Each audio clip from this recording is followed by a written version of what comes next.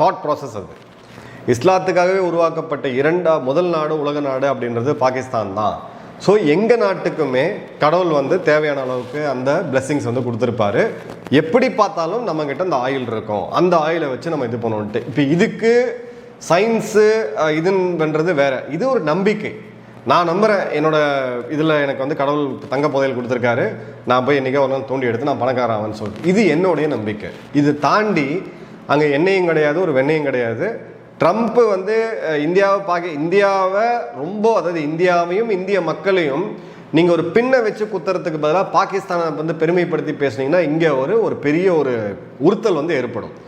அதை தான் ட்ரம்ப் பண்ணியிருக்காரே தவிர போய் எண்ணெய் எடுக்கிறேன் வெண்ணெய் எடுக்கிறேன்னு சொல்லிட்டுலாம் அவங்க போல.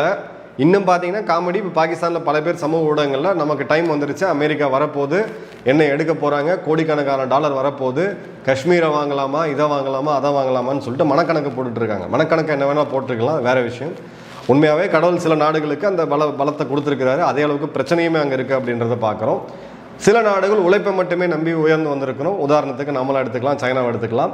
ஸோ அந்த வகையில் இவங்களுடைய ஸ்டோரி அப்படின்றது வெகு வேகமாக முடிவுக்கு வந்துட்டு இருக்குன்றதுக்கான அடுத்தடுத்த ஜியோ பொலிட்டிக்கல் மூவ்ஸ் தான் நம்ம பார்த்துட்டு இருக்கோம்.